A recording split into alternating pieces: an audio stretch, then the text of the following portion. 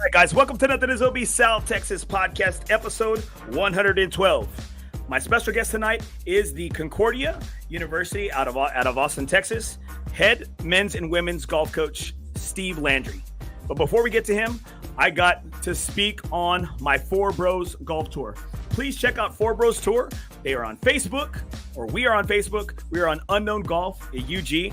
Check us out. We got all different types of games. We got net, gross, keen of the par threes. If you don't have a home, FOREBROS Golf Tour has a home for you. Never golf alone again.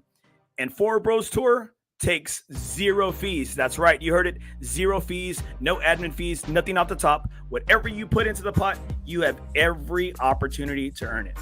A, B, and C flights, toughest B and C flight in Texas. Also, I'd like to thank a special sponsor of ours right here. A special sponsor of ours. We have El Cameo Golf Classic. Make sure you guys, you hit up my boy Noah. A South Texas ranch called El Cameo is hosting its first annual El Cameo Golf Classic tournament to be held on November 11th at Almost Basin Golf Course here in beautiful San Antonio, Texas. It's a two-man scramble, which includes your green fee, cart fee, 2 drinks of your choice, lunch, meal, gift cards to the pro shop, and more.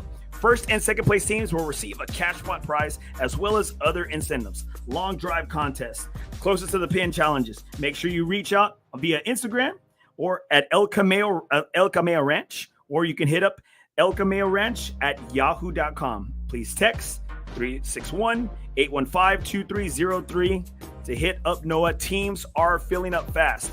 Reserve your spot now. Make sure you check out El Cameo Golf Classic. It's the first annual one. Almost Basin, one of the best courses here in San Antonio. All right, guys, here we go. Let's go ahead and bring on our special guest tonight. Our special guest tonight, Steve Landry. Hey, Steve, thanks so much for joining the show tonight, brother. Yes, sir.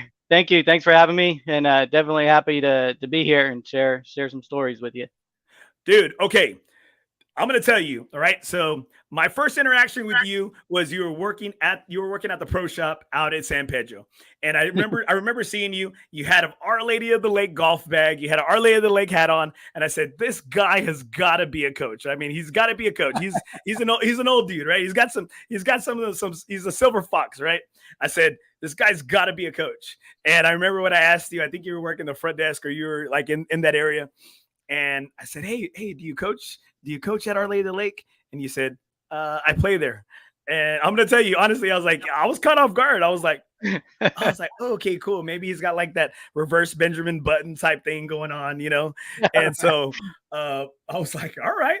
And next thing you know, I had the privilege of meeting you out at one of the golf fellowships, kind of after dinners. A lot of great people in the city. Have really said some great things about you. You kind of you live the dream. You live the dream right here. And I'm going to shut up right now and let's get right into your story. So where did this golf journey begin, brother? Well, I guess with Our Lady Lake with college golf, where it started was really the city championship in 2016. Winning that and really playing in the last group with Coach Allen Baxter with Our Lady of the Lake University. And so from there, he got wind that I was going to school online and then figured out I had eligibility left. And then, from there, he just kind of sunk his teeth in, wouldn't let me go, kept encouraging me to come to Our Lady of the Lake, to play for him. Hey, you can do your graduate program and you can still play, and everything. And so it really just from there just evolved. And I, at first I was like, I got a job, I have bills, I got to work, I have all these responsibilities I have to take care of. But I took care of all that, got with him about a year later. And then there it was. I was, signing and going to school, doing my graduate program at Our Lady of the Lake, and playing golf for Coach Allen Baxter. So where was he? Where were y'all playing at? I know you were playing in one of the city amateur golf tournaments. Where were you playing at? And you had to have done something special for a coach to say, hey, you got any eligibility left? It was kind of like the Paul Blake from A Necessary Roughness story, right? Hey, you got any eligibility left? Right. Well, So we were playing at La Cantera, the resort course. And it just so happens that's where I basically learned how to play golf, working out there, beating balls after work, and stuff. And so having it be there was really in my favor, right? Because I knew all the ins and outs and stuff for the golf course. But the last round, just came all together. It was, end up shooting 66, around the golf course, and the putts go in. And I mean, it was just one of those days, right? I mean, you don't go out there, I guess, necessarily trying to make it happen. Just kind of started off, typical par, I think bogey on the second hole, par, and then got to the par 5, make eagle there, and then a couple birdies, make the turn at 3 under, and then it was just, kind of on the way around to finish. And, Coach Baxter was in the group with me and stuff. And so after he saw that, obviously he's like, man, this guy, being on my team, could help us out, quite a bit and stuff. So, so he saw that, and again, found out I had eligibility and stuff. And so, yeah, it just went from there. How was that playing with a bunch of teens or 20-year-olds? A lot of people more than that, right? Like half your age, right? Or a lot more than half your age. How was it playing with those kids? Did they accept you? Did you have any things to overcome? It's actually kind of funny, and just like your reaction at San Pedro, right? We go to the golf tournaments. Of course, I sign, go to the Olu. We start playing in golf tournaments. And first semester, first tournament, roll out, have my push cart, bag. A lot of the parents are like, "Hey, coach, how you doing?" And I'm like, but I'm actually playing. And then they kind of like, what? So, and then you wheel up onto the tee box, with the cart, and pull the driver out, and parents and the other kids are kind of like, just looking at each other, just kind of like, what's going on? Like this old guy's about to tee off with us or what? And so, we get about, 3 holes, 4 holes in, and, the question comes, right? They're like, so I hope you don't mind me asking, but do you mind if I ask how old you are? And I was like, man, I don't mind. He's like, I'm 42, and they're like, wow, man, that's cool. And, all the kids and stuff that I play with were super, stoked and, excited and whatnot to play, with me. And I was excited to play with them. And after a while, I ended up playing with a lot of the same kids at a lot of the same tournaments, and got to know the parents really well, and always ended up chatting with them, and we were always excited to see each other at the next event. So I mean, really, it only took a few events or so, and then we were looking for each other at the different events, and we were just golfers at that point. Age didn't matter. We were out there playing, and I mean, I think once we got 3, 4, 5 holes in, and they realized oh man, this guy can play, he actually can get it down the fairway and whatnot. So, they had a good time, and I thoroughly enjoyed it and stuff. So definitely an experience that, I would definitely do over and over and over again. You were like a father figure to them out there. Well, maybe, but again, hopefully we were just more like golfers. They didn't want to disappoint you, right? Well, I'm sure they were hoping they didn't have to drag me out of a grass bunker somewhere, because I, overheated or something. Like, oh my God, we're gonna have to watch this old guy play. I'm like, so but it was fun. It was really cool. But where did it all start? All right, obviously you're a late bloomer. All right, you're a late bloomer in regards to your golf game and playing out collegiately. And so where did it all start? Where did it begin? Have you been playing golf all your life? I know you were born. You're from New Braunfels. So, but I remember you telling me, you picked, you honed a lot of your game in at around the Blanco area. And so where did it kind of all begin? I think it was just really my dad would have his golf clubs and go off and play with his buddies and stuff, before I could drive. So I was just a kid and stuff. So yeah, I played a lot of baseball. That's what I thought I was going to do growing up, playing in college, stuff like that. So I'd grab his golf clubs and steal his golf balls and go out into the pasture, out onto the ranch, and like just started hitting balls, and just love the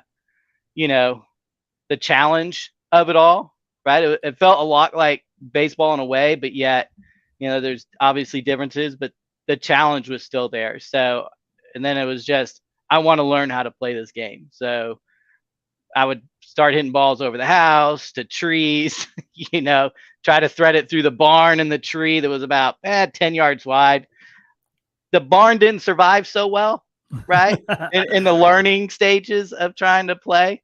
So there was a lot of dents, on the side of that. But from there, it just kind of, grew. And, during the summers, when I was able to drive, when I turned 16, I would just drive from Blanco to New Braunfels and play golf. Like I'd get there Saturday, 6 a.m., play 9 or 18 holes, eat lunch, play 18 more, and try before the sun went down. So, I mean, I played 45 holes a day. Lovely. Hoofing it. Oh, gosh. Love it. So I was just obsessed, right?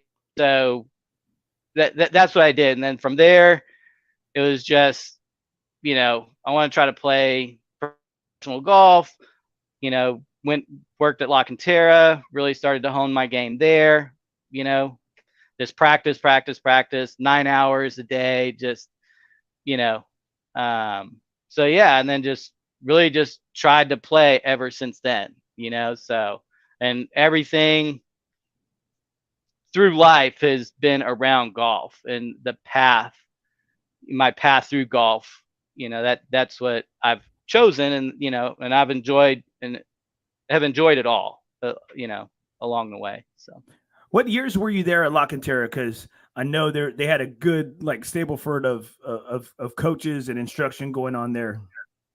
So I just worked in the cart barn, so I wasn't. Oh man, you're an errand boy. Pro, because I wanted to play, right? So if you wanted to play, you worked in the cart barn, right? If you didn't want to really play, then you worked in the pro shop. That was the deal, right? So for me, it was all about playing. So we would get there from work from 6 to 2, and then beat balls from 2 to 9.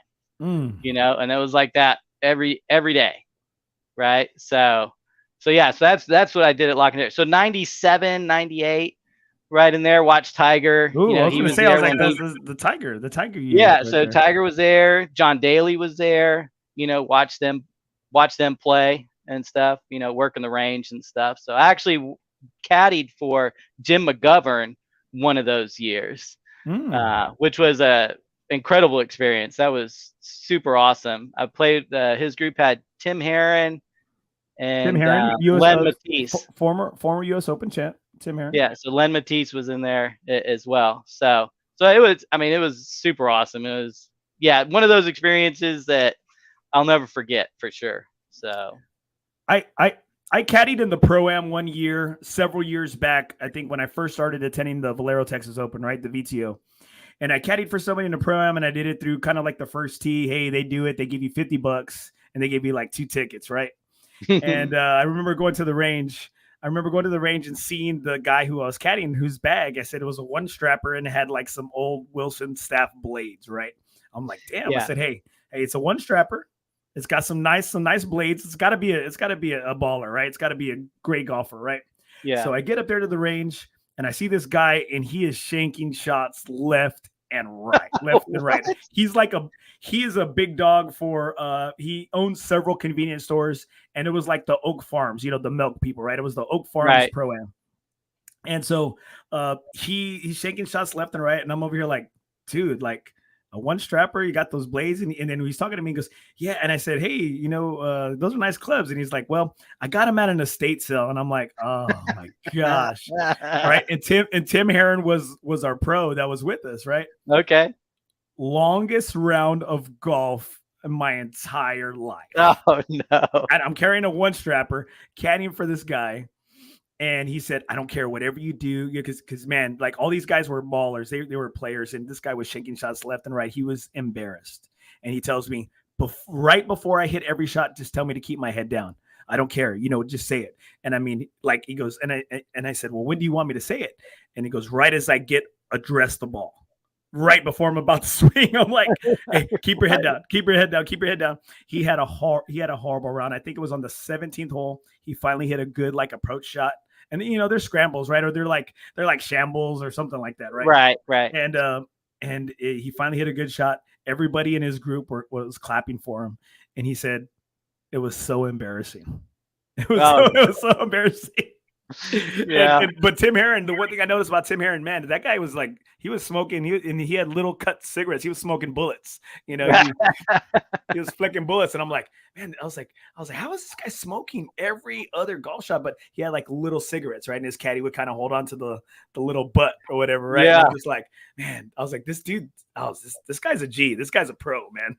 Yeah, and for as long as your round was, how short it felt like for our round when I was caddying for those three guys. Because I'm telling you, Jim would get to the ball, and I mean, it almost feel like he was hitting it as he was walking.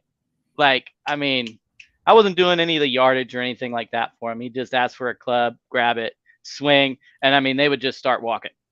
I mean, it was way faster then with those than what I guess you would typically see on the PGA Tour now. But yeah, I mean, we were in and out and done. Like, I'm like, wow, this is easy, carrying the bag. I was like, okay, wow, this is fun. What's maybe one of the best stories you have from your time playing out in the collegiate rinks out there at Our Lady of the Lake? Probably making the cut at Nash, like my last year as a player, right? I mean, I had like decent rounds, but that experience, being able to play well enough nationally against some of the best players, and making that cut and playing the weekend, came in like 38th or something. But I mean, it was a great accomplishment, huh? Out of how many? I didn't mean to interrupt you. I'm sorry. But out of no, that's all right. Gosh, probably 140 plus. I mean, because you have teams playing. That's a great accomplishment. Yeah, I mean, there was a lot because you have teams there along with individuals. So if the team doesn't make it, but the individual still played or placed high enough, in the field, they still played, but maybe the team didn't, right? So they had the team competitions going on, but they also had individual stuff going on within the tournament as well. So, but yeah, I mean, it's a lot that end up going. And I know you spoke about, and I know you some of the things you jotted down in some of your notes. You wrote that you're not a yeller as a coach, right? So how did you like to be coached when you were like in your elder years? You're in your middle age years playing golf. Would you say that you were maybe more coachable than you potentially could have been, at a younger age? And being a baseball player, I had the privilege of having Coach Winterkey on from UTSA last week. And, he was, again, another baseball guy. And so I love to hear, about coaches and about golfers that are predominantly that play other sports because they have some of that different competitive edge in those team sports that they bring to the individual side. Yeah, so coaching style, I'm not a in-your-face yeller kind of coach. It's more of bring you in, what happened. Let's talk about your round, where we can improve, things like that. Like, it's not, I'm not. I know some coaches are. I mean, because some individuals need to be pushed, and some like that type of feedback, and then others, will just shut down if you do that. So, but overall, I'm more of that encouraging, type of coach. When we're out there, hey, let's keep it going. Let's keep the grind going. Stay focused. Just things like that. If the round's really going sideways, and they're really down, trying to pick them up with, hey, let's try to learn something from this round, right? Like if you're playing really good and you're just kind of like going about your business, there's really not anything to learn there. But if you're struggling, you've lost your swing, or things aren't just really going right, then that's really the time to look at your game, and really try to figure things out on the golf course in a tournament setting, like tendencies or breaking it down after the round, things like that. So that's more my coaching style, encouragement, pushing them along, trying to help them find ways to enhance their game when maybe things aren't going as well as what they would like them to. Now, what is maybe you think your strength is in regards to that coaching style? Because I'm a middle school coach. I don't, hey, I'm over here, I like to be an armchair quarterback on Sundays, when guys are coming down 18, tied and stuff like that, right? Or, I'm great at talking smack about my Cowboys, right? And so I like to think I know everything. I've been coaching for like 18 years. And so, but all coaches kind of have something where they say that, hey, this is my specialty.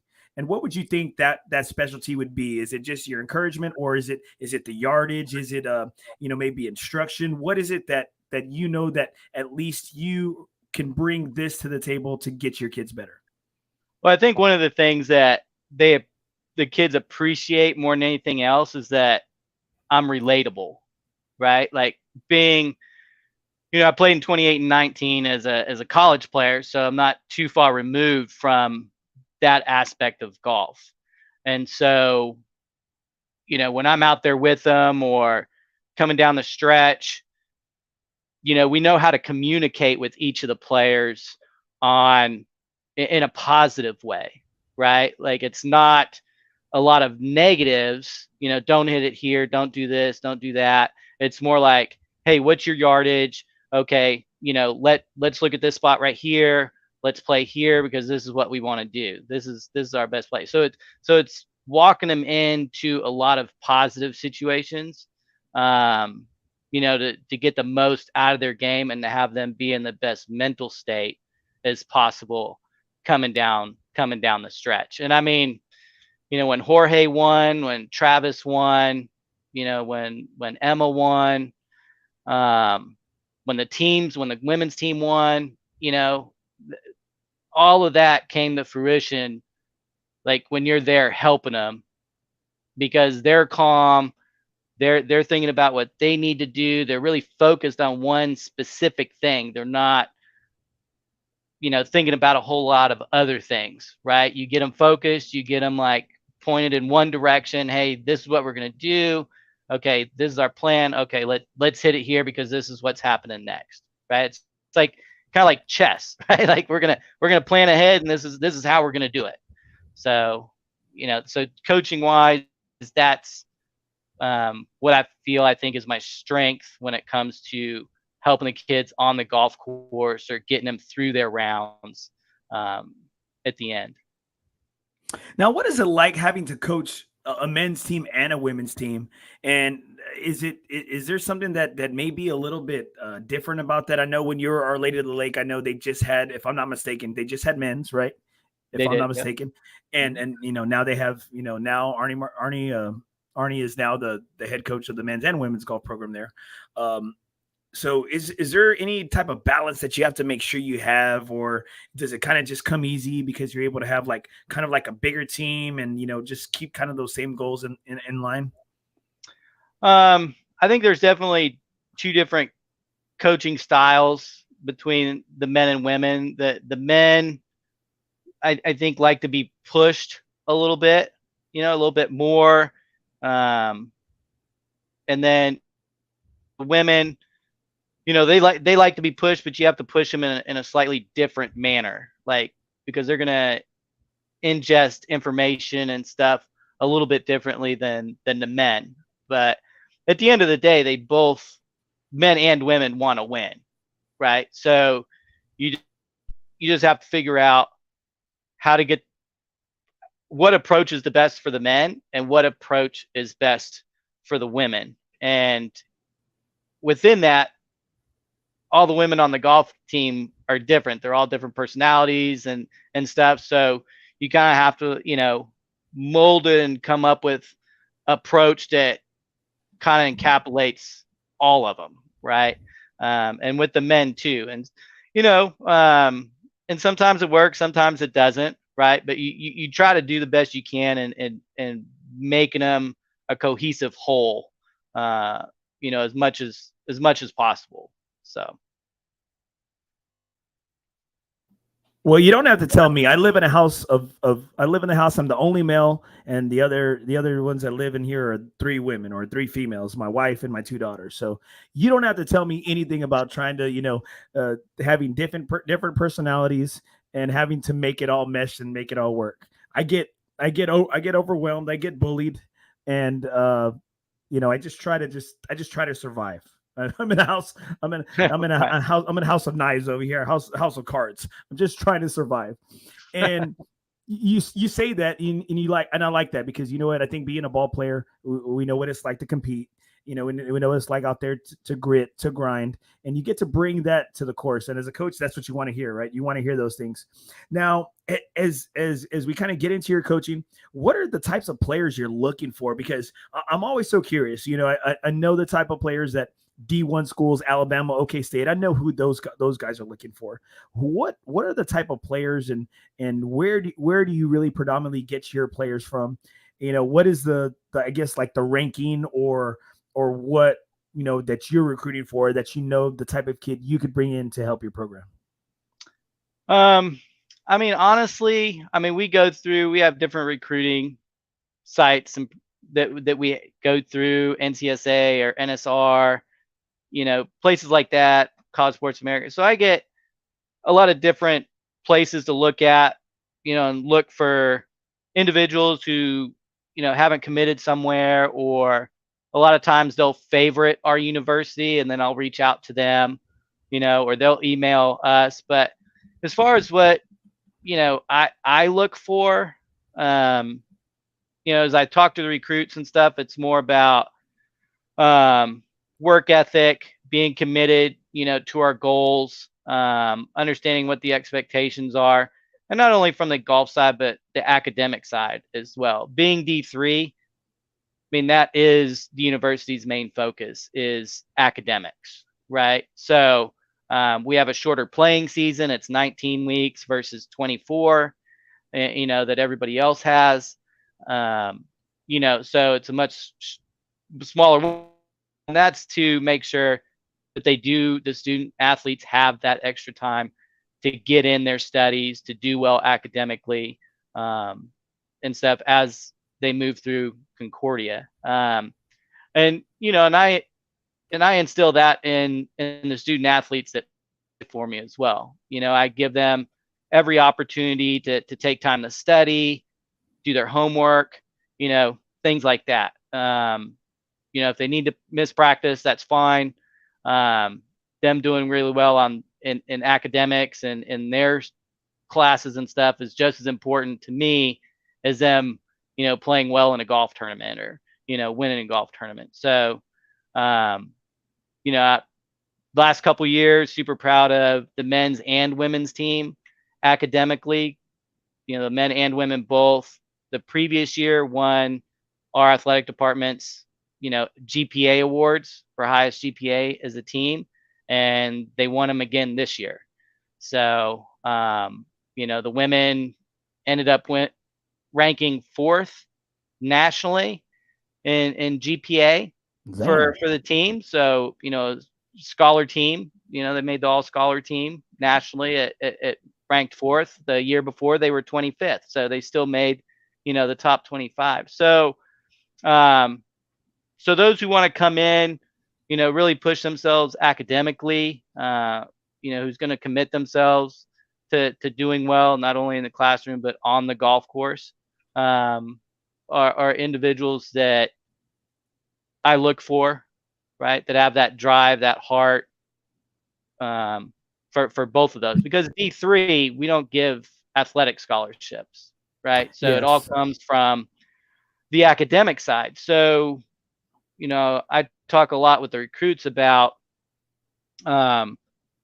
if they want to come to Concordia, you have to fall in love with the university, and what Concordia has to offer, the campus and the resources and things like that, right? Like, if you like the class sizes, you like where it's located, because it's their experience. I make sure that they understand, like, this, your experience here is yours. Like, so you have 4 years to go to college, and if you want the best experience, you have to pick the best college that fits you academically and golf wise. So, and then from there, if they really fall in love with that, the golf team doesn't really have roster sizes, right? I mean, my men's team last year we had 21 men, right? And so crazy. Right. And so some of that's due to COVID and some of the guys, using their COVID year, but I mean, we still had a very large team.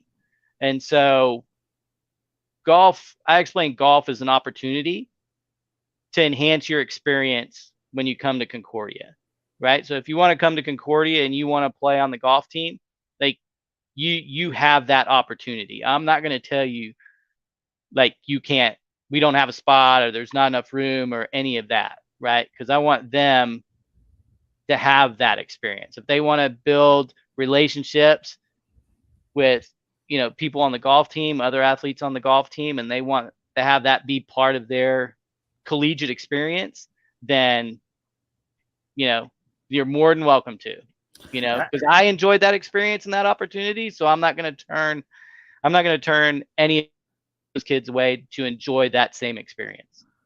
I think that makes it tough. I mean, a lot of times, I guess you say as a coach that, hey, maybe this kid's taking away reps from others, but I guess, in golf, since it is an individual sport, it makes it a little bit different. I think it makes a little bit different because, you're not stealing anybody's reps, as you are in the Division One. They only carry like 6 or 7, and when you go to the tournaments, hey, you play 5, and that then there's that 6th one who's an alternate, or several are playing as individuals. Now, does that differ for you, like when y'all go to your tournaments or when you're trying to play conference? That, you can't play 21 kids. Right. At least I don't think you can. No.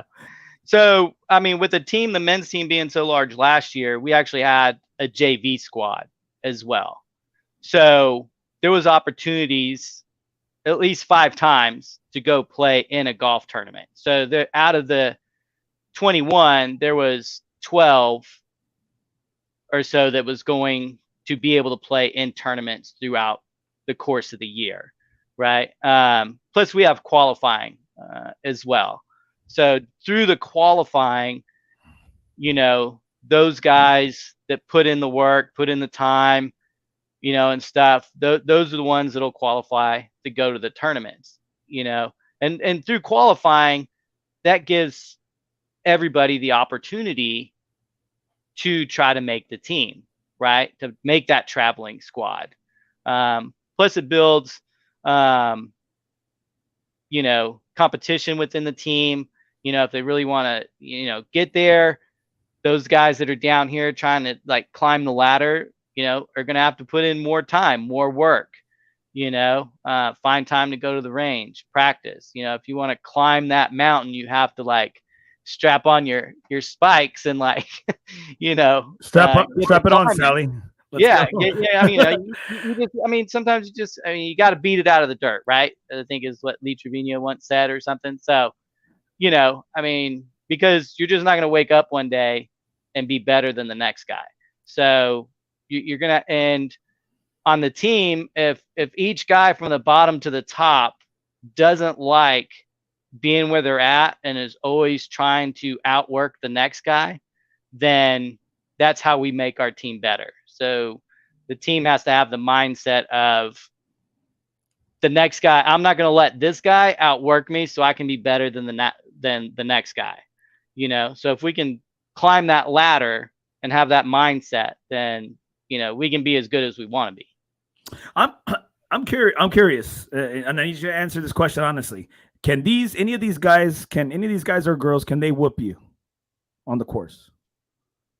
I want to know. I want to know that should tell me enough about how good golfers they are. Can they take you out to the woodshed? That's what we all want to know. There's been a few of them that's let's be real. Nothing is OB. Me. Nothing is OB, Steve. There's been a couple times that they've clipped me, but I would say on average, like I'll take them down. Like, there you go. And then it's funny because when I'm getting the better of them, you know, or something, we're doing drills or something like that. You know, it's always, are you really gonna let this old broken guy beat you? Like, are you gonna let this old broken guy outwork you? Like, come on, man. Like, you know, pick it up, quit dragging. You know, like, are you gonna let this old man take that money out of your pocket? Or I was like, I mean, really, like, right?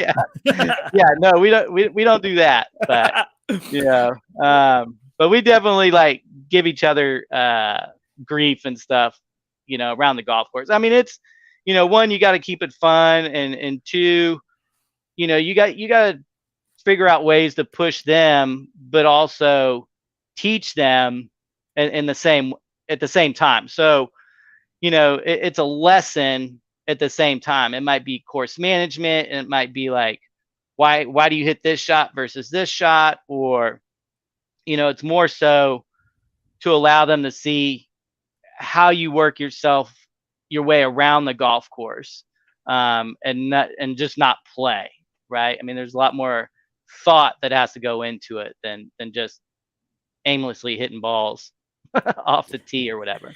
If we can kind of backtrack to your playing days, man, you've played in many an amateur event here in San Antonio. You've seen which is you know, Saga, San Antonio Golf Association go to GSA and now back to Saga. You've seen the Alamo City Golf Trail Tour turn into, you know, whatever, South Texas, whatever, right? Amateur, you've seen a lot of you've played a lot of these amateur tours. You've played the Golf Fellowship.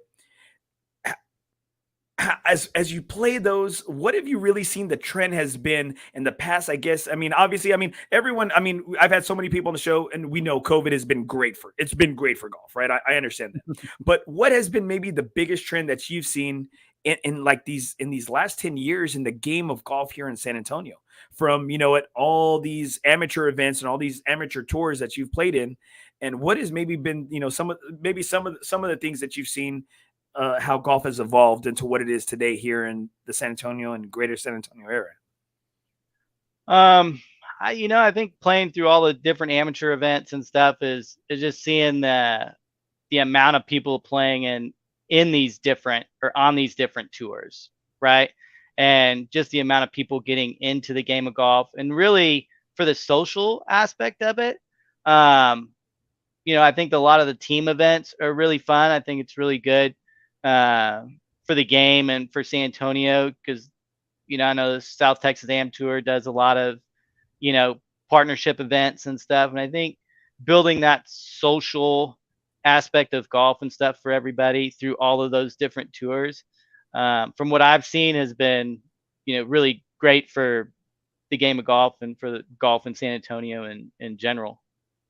Because I think I'm a good friend of Kerry Neester, and he's a good buddy of mine, and I think he's put out a great product in building the Golf Fellowship. But it seems like a lot of people have taken kind of that same model that he's put out, like on a Tuesday night type thing, and every course and everybody wants to do like their own thing. And I think that's made it tougher now. I mean, my presenting sponsor, I'm a board member of my group, FOREBROS Tour. That, everybody's trying to get some skin in the game, right? Everybody's trying to get some skin in the game, and everybody's trying to put a good product out there. And I think, what do you think? Maybe that's something that's kind of setting some of these groups and associations apart. I mean, for me, it's kind of hard to say. I mean, I've played in Kerry's events, and yeah, I mean, I really like the way he runs his events. I really love the group of guys that are, in that group. I've just kind of gravitated towards that group. I've played in the Saturday golf group, and then I think I've played in a Friday golf group. I mean, I've played in like different ones. Yeah, you've got around. You've got around in the game of golf in San Antonio. Everybody knows that about you. So yeah, I mean, what kind of really sets them apart? I mean, I don't know, because I think they're all trying to get everybody together and into the game of golf. So, as long as everybody's getting people in, some people might like this tour because of the way they do certain things and like that, right? Or, they do carries on because that's the day that works for them, or, but I think there's so many golfers and so many people that want to play golf and I think really like the competitive aspect of it as well as the social event, because I think, if you can go out there and be in a competitive team event, you're satisfying the social aspect of it as well as that, want for some type of tournament style, what would you call it? Adrenaline rush, right? Yeah, it's that competitiveness, that's right. some things that we can still kick it, right? We can still play, what is it? The muster. I don't know the quote. You can still, you might not be, you can still lick the jar, right? You can still play and bring something. Because I mean, I'm a competitor, but you know what? I can't play ball no more. I can't play flag football. I can't play pickup basketball. I take it too personal. You know what? The thing that I can kind of take all that competitiveness, I can play golf, right? I can play golf. I can, play a little Nassau. I can play a little skins, you could still kind of scratch that itch that you have, to compete, and for you compete at a high level. For me, I compete at a very, very hacker level. And why don't you kind of tell everybody just about, your recent playing and your recent, some of the great play you had, and and then you said too, when we spoke the other day, your not so great play you had in the recent, San Antonio City Amateur tournament that was held in New Braunfels at the Bandit. Yeah, so again, the city was held at one of those golf courses that I'd worked at in the past. Like I know it like the back of my hand, pretty comfortable. Oh man, with it. So you're a cheater. That's what I'm getting at. You're a cheater. You only like to play in events where you know the course like the back, that you've worked there. Come on. This is what you call tiger picks, right? I mean, you pick the ones you're going to do well at, and there's others that, right? Exactly. Right. I don't really like that one. So, but so I was excited to go play. First day, nothing special. Slapped it around, and had 16 pars and 2 bogeys. Right? Couldn't make anything. Next day, go home that night, work on some putting, whatnot, come back the next day, hit 17 of 18 greens and shoot 64. Right. So, I mean, but that's good. Right. And especially if you don't practice or play a whole lot, like to be really consistent, that's what happens. Right. Like you shoot 2 over and then 7 under. Right. That's a straight heater. Have you ever, have you ever like been on runs like that before? Because it sounds like, man, like you had it going. Yeah, I mean, I've not in a tournament, right? I've been playing regular golf with, like, have got it going and stuff. But in a tournament, that was by far my best round and lowest round in tournament golf. I think 66 at La Cantera was the one previous to that. But yeah, into my first bogey free round that low as well. So definitely, loved where my game is going, right? And a lot of times, I play by memory, like muscle memory, by all the practices I've done in the past, just because I don't get to practice a whole lot. So to have that pop up and to be able to play that well on that golf course, was super special, and definitely one that I'll remember for a long time. So great course, the Bandit quirky course. One of the foresights, one of the many foresight courses. Great course. Yeah. Well, I think the second part of that question was, not so great moments. So yeah, I was making the turn the last 9 holes, have 8 holes to go, and then hit a bad shot on the par 3. Which hole? Which par 3? The long one is like the one that plays like 240. So if they change the 9, so that's 10 that's is true. Hold on, they changed the 9s. You're right. That just makes it tough. I mean, honestly, like, dude, I have to hit driver on that hole. I'm just like, or sometimes I'll just take a hybrid and know I'm just like laying up to try to save par. Like, I'm shooting for par right there. I'm trying to hit par. You got bunkers to the right, bunkers to the left. It's not a very forgiving hole. Yeah. Well, luckily they were playing it 1 tee box up, but it was still, I mean, you still had to hit like 4 iron, I think, into the wind. So hit a little left, didn't get, a favorable lie in the bunker. Barely got it out, end up making double. So this is where, when I talk about my student athletes, the kids on the golf team, and learning from your mistakes and things like that, and how to help their game evolve.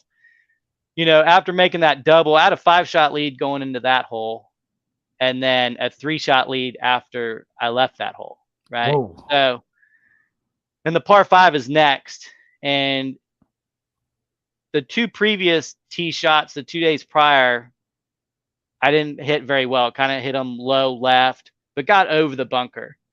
I usually hit a high, a cut, so the wind was out of the left, pushing it towards the out of bounds.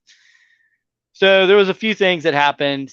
One, I wasn't mentally ready to stand on the tee box to hit the shot, because I wasn't focused. I wasn't necessarily over what transpired on the last hole, right? So I get up there, and then I compounded the problem with hitting driver, knowing that I hadn't hit it well the first 2 days on that hole. Kind of guiding it, kind of steering it, because I don't want it to go right. So forced myself into hitting this driver, kind of hit it low left, but further left, kicks off the side of the bunker and into the tall grass. And then, trying to make the right play, not getting it out, didn't do anything crazy, just got in a position I couldn't take relief, had to try to get it out, and then hit it on, and then proceeded to 3-putt for triple. Whoa. And then he made birdie. So in 2 holes, he flipped me 6 shots, right? Wow. So I go from 5 up to 1 down, and then just really couldn't chase him down after that, Whoa. So, but to me, like, you got to play 54 good holes, right? And I didn't play 2 of them very well. So, but that par 5, that moment on the tee box is the learning experience, right? Shooting 64 wasn't a learning experience, right? I mean, I just hit the shot, walked up, made a putt, cut, and just went about my business, right? Like, and it just happened. Like, it was no big deal. But that tee shot, what transpired from the par 3 to that par 5, is everything you need to learn in order to make yourself that much better when you go and play the next time, right? So that's how you evolve, and that's what I try to get across, to all the kids when they play, right? Like, trying not to compound the previous error with another error, like not trying to get it all back on the next hole, right? And just staying focused, staying patient, staying disciplined, trying to do all those things as you move around the golf course. So yeah, I mean, so again, that's the learning experience. No, No, Steve, you have to get it all back. You can get it all back. It's like No, you can't. you can If get it you're all playing back. poker, you can't throw it all in like, oh, I lost the last hand. I'm going all in. Like, But if I you're want it all if you're playing blackjack, you can. back. All right. I don't No, know. but Cards have never treated me well, so I don't do any of that stuff. I'm like, yeah, I'm done with cards. well, okay, so you know what, Steve, you make some great points, but I'm gonna tell you, bro. I'm gonna tell you honestly. I did not know you three. I did not know it was that big of a swing, right? I did not know. Yeah, So I'm over here. I'm over here listening to you, and I'm just like, I'm cringing. I'm cringing right now, dude. yeah, I'm cringing. I'm just like, no way. I can't believe it. I know yeah. you were telling. I know you were telling me that it didn't kind of, for fuels didn't kind of go your way, but I'm listening to you, and I'm just like, no way it was that. How do you come back from I mean, Yeah. again, how do you come back from things? And I understand learning experiences. I've been coaching for 18 years, and we always tell the kids, hey, you don't lose, you learn, right? And I mean, it's kind of Right. like those old things, those cliches, but I mean, it's just hearing the mindset and hearing somebody who is as a good a player as you are, that you're still human, right? You're still human, and you still have those moments. You got 64 in the bag, but you also got, like, I mean, you got like a plus 2 or 3 in the bag too. Yeah. Well, I think it's just like overcoming adversity, like just not allowing yourself to get beat, right? I mean, and not allowing it to drag you down. Um, taking it more of as a challenge and saying like, you know what, this isn't going to happen again, right? Um, and don't get down or sulk or you know what whatever about it. It's just all right, well, this happened. I'm going to get, obviously you can be disappointed, right? I mean, I'm not saying like, oh, yeah, you don't care, blah, blah, blah. No, I mean, yeah, you're definitely disappointed on the outcome, right? You're definitely disappointed on how you handled that situation. But now that that's over, you can tell yourself, like, okay, I learned from, I'm better for it. And the next time this comes up, like, this isn't going to happen. And I'm going to grind it out. I'm going to work on this part of my game or this, and to make sure that this doesn't happen again. Right. And so I think it's just not allowing yourself to get dragged down by those situations. I mean, like, and just fighting through it, just, fighting through that adversity. And think over the years, like I've definitely had my fair share of setbacks and, having to come over adversity to still be able to play at the level that I play at. Right. So, which I'm thankful for. And, all of those things has made me stronger as a player and a person along the way. So why don't you kind of speak on some of those? I know you had told me a bit of some of your hardships, but damn, dude, I was just like, I knew some of the things personally you've dealt with, but physically, I did not. I really did not know. Gosh, dogs. So why don't you kind of speak on some of those and tell our viewers, tell our listeners, yeah, so some of the physical things, and some of like a freak accident too, that's kind of, like you said, it hasn't derailed you from what you love to do. It hasn't derailed your playing. And man, if you can just kind of just give us a little back history on that. Yeah. So, I mean, yeah, when you talk about adversity, I mean, this is definitely, these are things that definitely make you stronger. And, none of these things happened, from something tragic or anything like that, car accidents or whatever.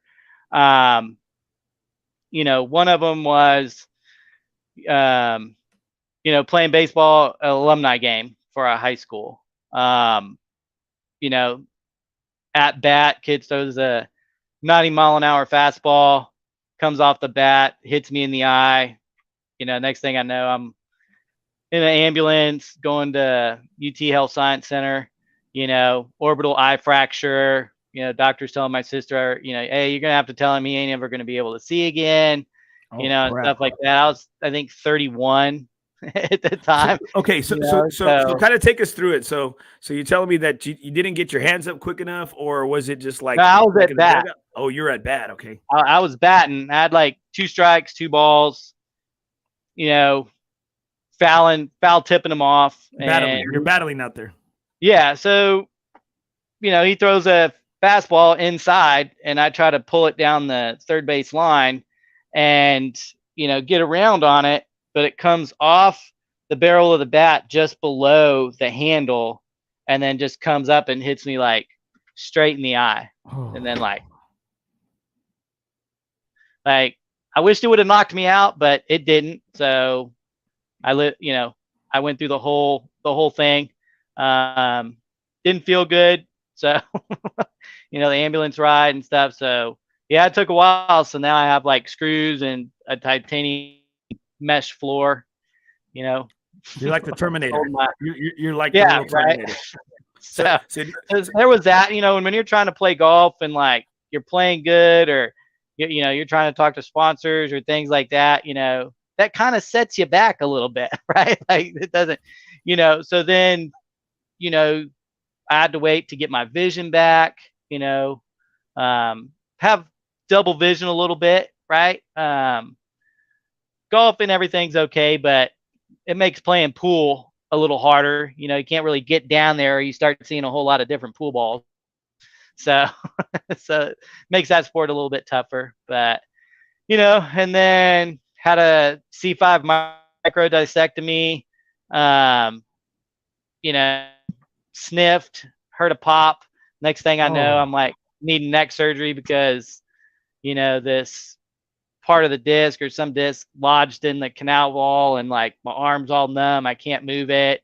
It's twitching like crazy. The pain is just off the chart. So yeah, I had to go in to get surgery for that. So then that, I hope you're rich, or you have some good insurance plans. Good insurance plans? Yeah, right. I say plans. I say plural. Plan. But yeah, I probably would have needed like a few of them, right? So, there's that. Tore my patellar tendon in my knee, a couple years ago. You are robotic. You are Mr. Robotic. Yeah. But I mean, it's just, it's all those things that just like down the, you start, you get your game to where it wants to be, and then like there's something else. But again, it's those roadblocks that you climb over, you break through, and you tell yourself you're gonna keep going, like no matter what, right? And so yeah, there's a bunch of different things, hurting my back, that's another one that bothers me a lot, but fight through it, do your exercises, it's all right. And with all that adversity though, and like being here today and stuff, you have to have people to help you out along the way, right? My sister and brother-in-law, I mean, first and foremost, have been the biggest, contributors to helping me out and stuff when with a place to live while I'm trying to play golf, and things like that. Alan Baxter, everything he did for me while I was playing at Our Lady of the Lake, and everything he did after Our Lady of the Lake, and us still being great friends and everything. I mean, he's got a heart of gold, and couldn't ask for a better friend or coach to learn from or be mentored by. John Cush, him and Alan both, work together to get me in to Our Lady of the Lake, and stuff. So, and got to know him really well. He caddied for me at the city championship, at La Cantera when I won. So, if he was on my bag at the Bandit, would have definitely won. So you're putting it on him, right? He had to do something else, and then you're putting it on him, right? Yeah, it's his fault, right? I mean, but I just want to thank those people, because again, when you're trying to do golf and everything, it's, it's not the most inexpensive sport, right? And so, and through college and everything else, like everybody played their part in helping me to get where I'm at right now, in the coaching jobs and, things like that. So again, couldn't thank those folks enough, Well, you're one of the best people here around town. I told you that when golf in the golfing game, and got some great quotes for some notable people here and around the city for amateur golf. Right here, this is Jeff Young, sweet lefty over here. Coach Landry is as passionate about his players improving as he is about improving his own game, and we all know you like to improve your own game. So you know what, you're a great role model and a great coach for the youth out here today. All right, and I got right here Kerry Neester, who is the president, CEO, founder of the Golf Fellowship. Steve's a cool customer and friend. I appreciate his membership and participation with the TGF. As a plus handicapper, he is sneaky long, especially after a bogey, and scary when the flag stick is, or it says when the flag stick is rolling well. If it's or a flag stick, I think he meant flat stick, right? Flat stick is rolling well. If it's not rolling well, we'll see him grinding on the greens immediately after the round. Right here, and he also told me, he said, you might ask him why he hates it when I take pictures when he's in my group. I don't know. I'm just not a selfie guy. I don't know. I don't have a whole lot of pictures, right? Well, okay, and then I got one more quote right here. I got one more quote, okay. And let's see if you can guess who said this one. Tell him to stand up when he's speaking. Oh my gosh! Probably. I mean, John Cush, maybe. No. That's Ben. That's Ben Character. Ben. Oh, yeah, for sure. That guy's right. Oh, and shout out to Ben too, because he does a lot of work, on my clubs. He put the, for me and stuff before the city and whatnot. And I mean, I'm gonna do a shout out to Ben, because when I'm in his shop and there's kids that come into his shop, he is so awesome with the kids. I mean, just off the charts. I mean, he's so willing to help them and wants to see them really love the game of golf and everything. And I'm always floored by his generosity and his passion and love for those kids that come into his shop that want to learn and start playing the game. So, shout out to him and Alex, in the shop there at their place at San Pedro. Can't say enough about those guys. I mean, they're super awesome, and they love to help, as many folks as they can, and they've always been super awesome to work with and stuff when I've gone in there. So yeah, shout out to them for sure. Well, at least you got your clubs worked on. I'm still here on the wait list. Okay. So I'm on the wait. I'm on the wait list. I got. I'm over here making. Ben has me like an ex-girlfriend. He keeps me hanging on. I got some brand new Strixons. I said, man, I want you to check these shafts out. He keeps making appointments and he keeps breaking them and he keeps blaming it on Alex. And I say, you know what, dude, I'm through with you. I was in there the other day. Is those the clubs he was talking about? I'm through. I'm through with him. You know what? Man. I don't know where else to go. But I'm through with him. I just, I'm through with him. Well, and the thing is, he's a unicorn. He's somebody that I really would love to have on the show because he is one of the best. Him and Alex are great dudes, but I've known Ben a lot longer. Ben is one of the best human beings on the earth, and I think he helps grow the game by our youth, especially. And that's one thing I tell everybody.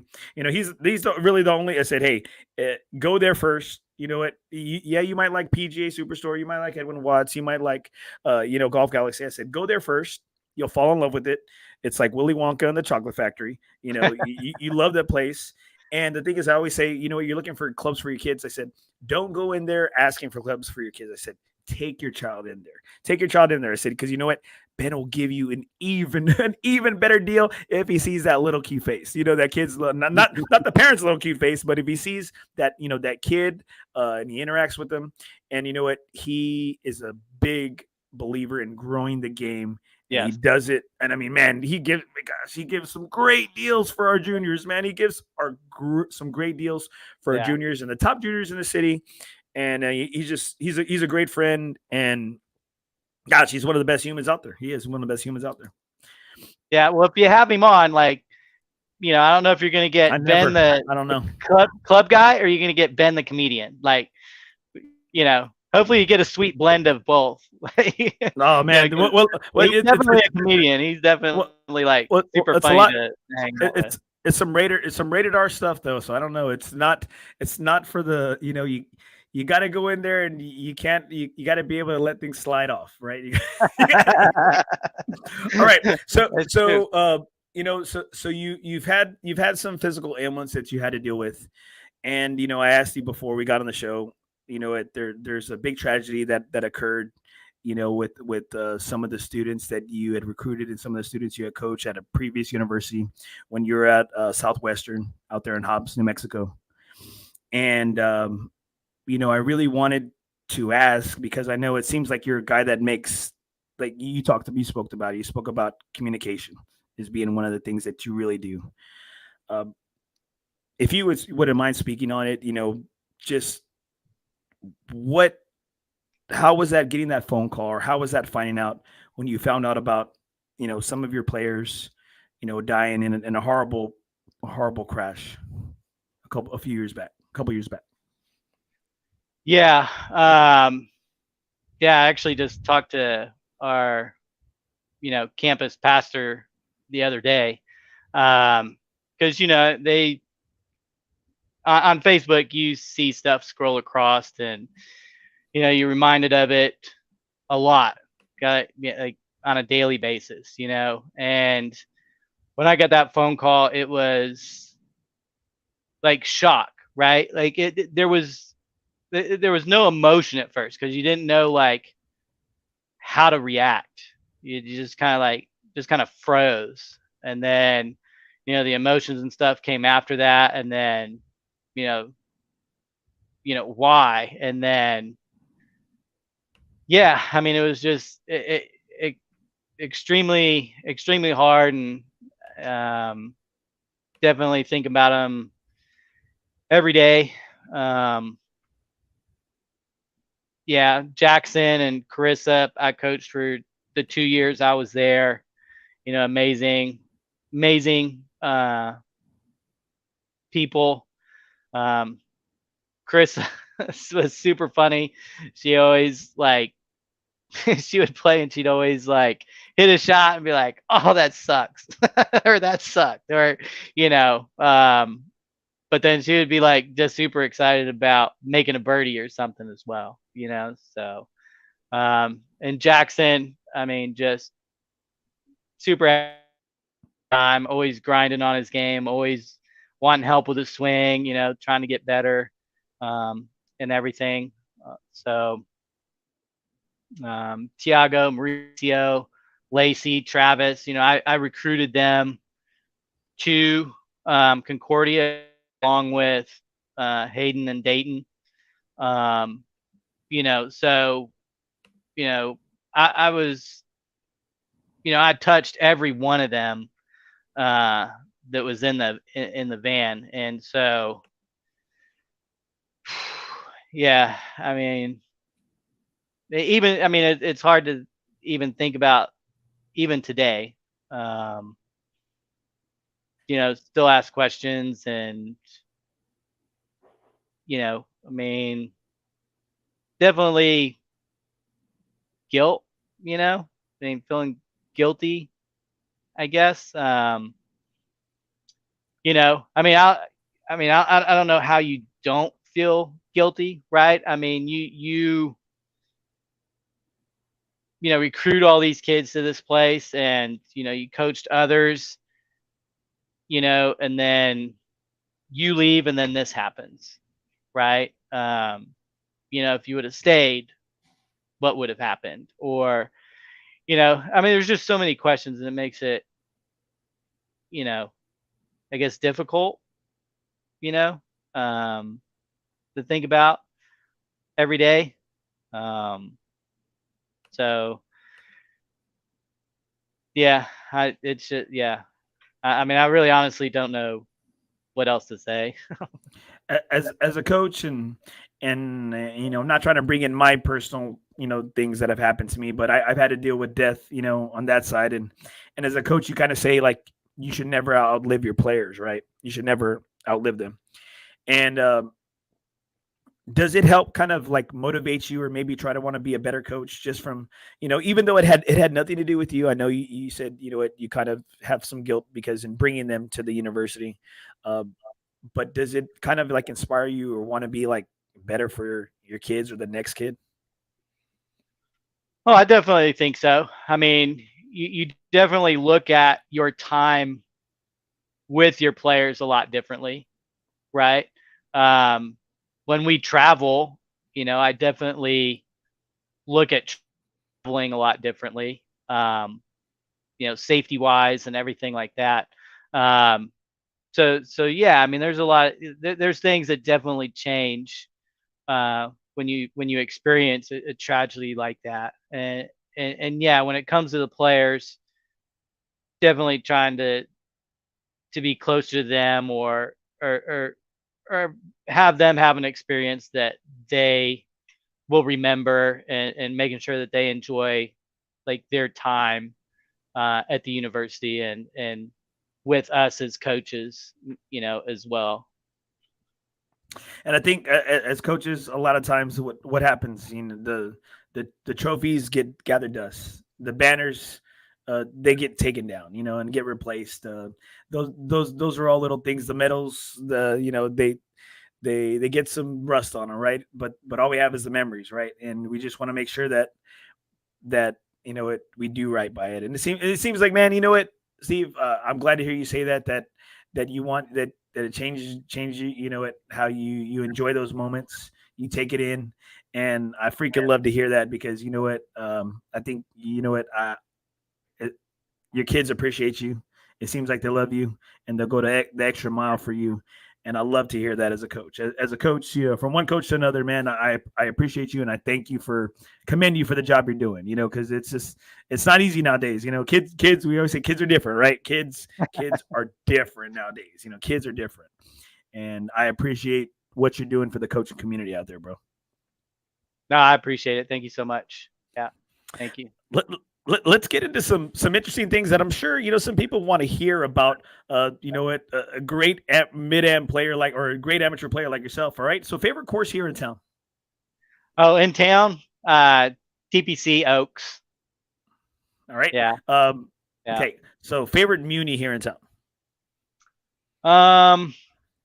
You know what? I played Almas after they did the renovations not too long ago, and I really like what they did with it. I really like the feel of it, the style of it, and the green complexes. And oh man, and I was gonna like, say don't really see the like greens. I was gonna say don't see the greens, man. We play no 3-putt snakes whenever we're on those greens. Like we just do not. Yeah, so Muni, I would say that one, but I'm interested to see how Riverside turns out. I'm excited to see how what that looks like and stuff when they're done. Favorite PGA player? I mean, Tiger's my age, so I basically, when I got into golf, like I saw him in '97, right? Just say it. Just let it take over. Just say it. Yeah, so I would say Tiger, and it's and I think it's more because of his drive, his work ethic, his commitment to accomplishing his goals. Right? He didn't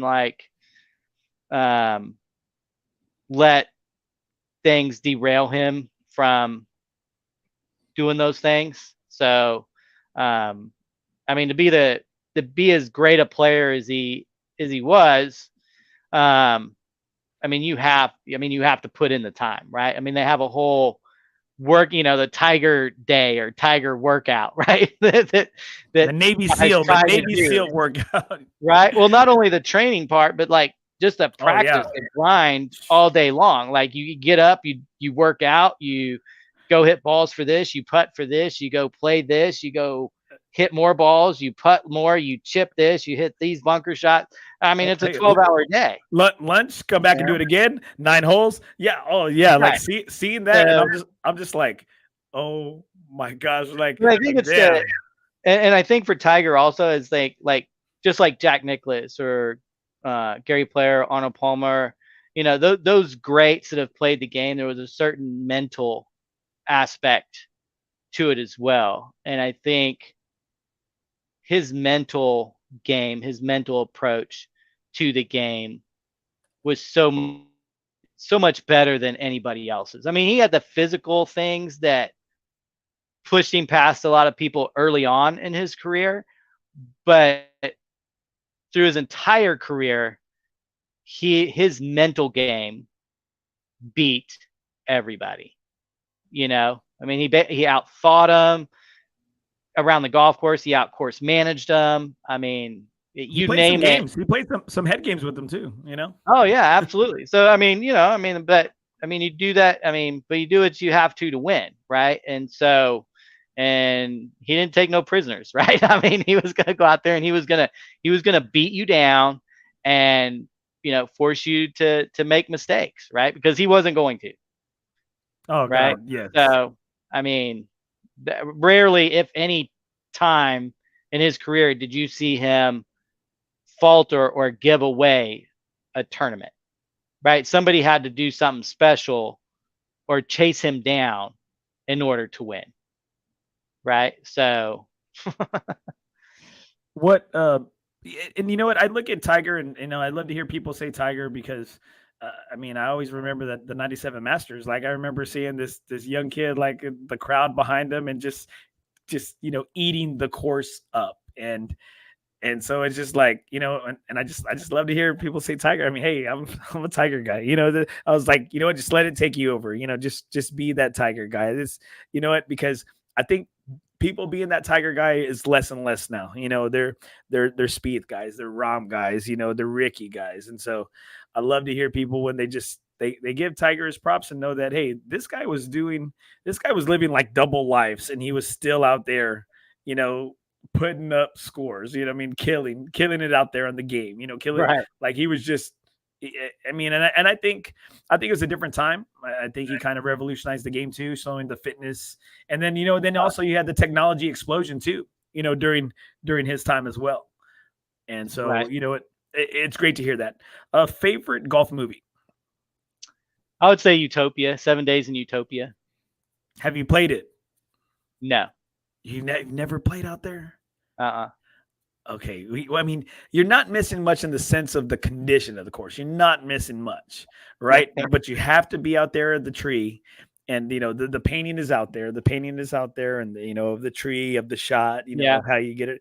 And I mean, you have to try to hit the shot. Gosh, I mean, that's like the gentleman that runs that course, one of the nicest people, nicest guys. Not much of a course to look at, but I mean, you're there more for, I guess, nostalgia, right? You know, Right.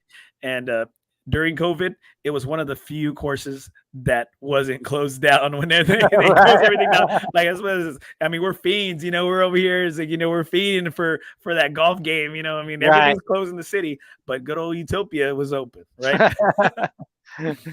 Yeah. All right. So you have Utopia, and then what is maybe one of your, or maybe, you know, the best golf memory you have, whether it's coaching or playing, that sticks out the most?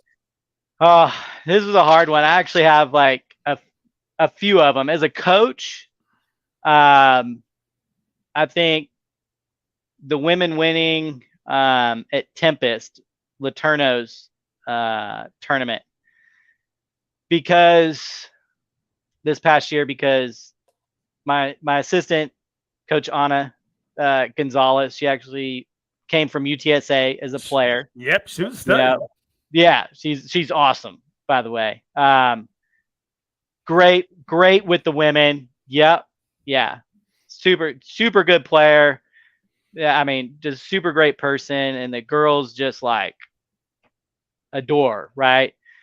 Well, we had them like practicing and grinding away on like their putting, their chipping, and, you know, things like that. Well, it comes down, play the event, you know, UT Dallas is there, and they're ranked way up there, top 20, might even have been top 10 at the time. But the women were playing really well.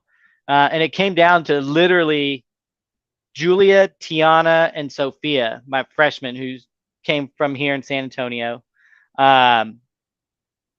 It came down to those last 3 holes.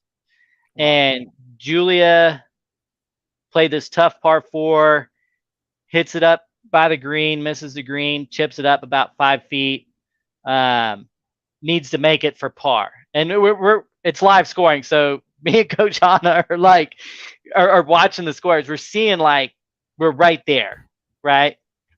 And so I'm talking to Julia, going through her putt with her, and in the meantime, Tiana's teeing off on the par 3 that is across the ravine, and then it's a steep hill in front, and the green runs like this. So it's real shallow with a big ridge in the middle of it. So I get with Julia, we read her putt, and I'm like, hey, this is just like practice. You've grinded over them. You've made 1 million of them this past week, and stuff. So, just strike it with confidence. You got this. Just knock it in the hole, right? And this is after she just made double or triple on the par 5 on the hole previously, right? So, and she was mentally frazzled from that, right? So we get her down the fairway, get her up. So she makes this 5-footer, buries it, right? So super excited. That was her last hole. I run over to Tiana, senior, get up there. She hits it short, which is fine. She chips it up, but the green's tilted really sharply from back to front, and then right in front of past the hole, there's kind of a false front that goes back down the green. Well, she hits it just past, and she probably has 4 feet, but the ball's breaking probably 1.5 feet from about 4 feet. So we read it, and she just touches. I was telling her this is where it's going to break. We need to aim it right here, whatever, and then just stroke it. Just don't worry about the hole. Just look at your line. Just hit it. Just touch it down this line. It'll go in. So don't worry about it, right? Just hit it. And so she's like, okay, gets up there, boom. And this ball takes forever to get to the hole. It just trickles, finally takes the turn, trickles, goes, gets right on the lip, and then goes in, right? Make par. So Sophia's on the next hole, and Coach Anna's with Sophia on the par 5.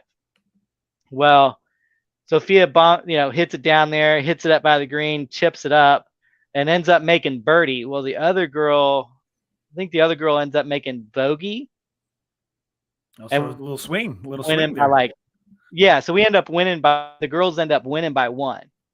So, whoa. But we were one as coaches, I could just remember the adrenaline, the and the excitement and stuff, but yet trying to stay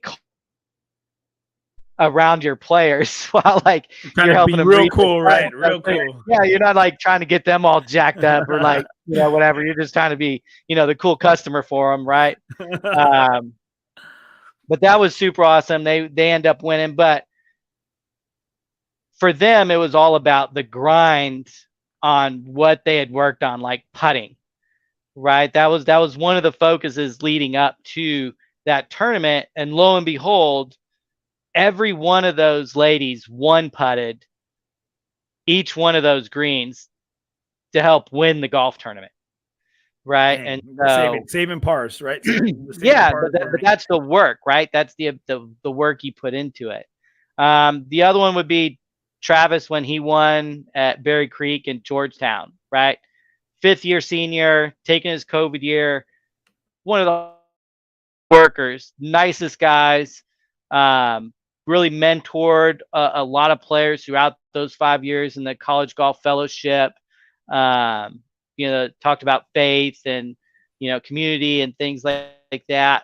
So he mentored and helped a lot of athletes go through that program. But an amazing young man, and had to make a downhiller 15-footer to win his first event at Berry Creek on 18, and watched him make that, and was super excited. I mean, as a coach, those are the memories I remember, right?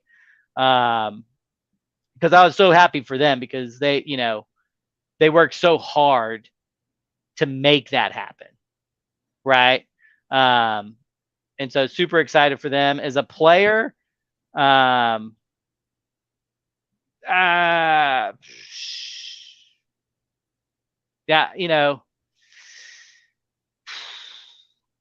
and it's as a player, just golf memories in general. Like, I would say my dad being there to watch me win a couple of tournaments when it was the Alamo City Golf Tour, the PC Open, and the Pub Links, like at Brack and Cedar Creek, right? Him being there to be able to watch me win those tournaments, has to be one of the highlights of my golfing experience in my lifetime. So yeah, having him there to watch me do that and stuff, because he's 94 now, so he was 80 something then. So super blessed to have him be able to be there to watch that and stuff was pretty amazing. So last question of the night: who are you playing your final round of golf with? I think I kind of got my answer here a little bit. Who am I playing my final round of golf with? Your final round of golf on this earth. Oh my gosh. Yeah, okay, Tiger.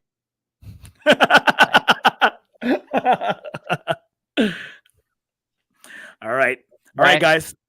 Hey, I mean, he's in my foursome. He's in my foursome. But like I said, I grew up with him. I watched him every year. I mean, like, we're the same age. So. Hey, y'all are equals, right? Y'all are equals. Exactly. Right. Yeah, we're the same age. So there we go. All right, Steve. Do you have any questions for me, brother? I'd like more about your FOREBROS tour stuff for sure. So I don't know. Yeah, I mean, you got that. The game, bro. I don't. Just tell me when you want to swim with the sharks, because then let me know. Let me know when you want to swim with the sharks, and we'll make sure you swim with the baby sharks like me. Well, hey guys, that's Steve Landry. That's Steve Landry. He is. I'm trying to points differently. That's Steve Landry. He's the head men's and women's golf coach out of Concordia University there in Austin, Texas. Hey, Steve, thanks so much for being on and sharing your stories, sharing your life experiences. On and off the course, man. We appreciate you. Good luck this season. Get after it, man. And you know what? Hey, stop taking home all the prizes, man. Leave some out there. Leave some out there for the minnows and stuff. All right. Leave some for us out there. All right. I'll throw some to the baby sharks. There we go. All right, man. You take care, man. And thank you so much what you do for our kids and for the golf community, brother. Yes, sir. Yeah. Appreciate it. Thanks again for having me on. You got it, man. Have a good night. All right. You too. Thank you. All right, guys, man. Steve has lived a lot of life in these past several years as a coach, as a player. He's a great guy out here in the game of golf, here in town and in the Austin area, and he's putting out great human beings. Several people I like to thank right here. I like to thank my presenting sponsor right here. I like to thank FOREBROS Tour. Never golf alone again. All right, guys, FOREBROS Tour is for you. We have a home for everybody. Please check us out on Facebook. Check us out on Unknown Golf right here. We take zero money from you. We take zero fees, zero off the top. We are transparent with our members. We take nothing, and everything that you put in, you have every opportunity to win. That's FOREBROS Golf Tour. Never golf alone again. You don't have a home? We have a home for you. Also, guys, make sure you check out Cameo Ranch, right? The El Cameo Golf Classic is going to be held on November 11th out at a beautiful almost basin golf course here in San Antonio, Texas. It is a two-man scramble, all right? It's a two-man scramble. First and second place prizes, or first and second place teams will receive a cash pot prize. That's right, cash pot prize for first and second place teams. Make sure you hit up Noah out at 361-815-2303 for more information on the golf tournament. Man, that is great. You got some great ranch, a great South Texas ranch out here, putting out a great tournament for our golfers here in the area. All right, guys, thank you so much for joining us for our show right here, guys. Make sure you continue to follow the podcast, support San Antonio Golf. Remember, guys, in the game of life, nothing is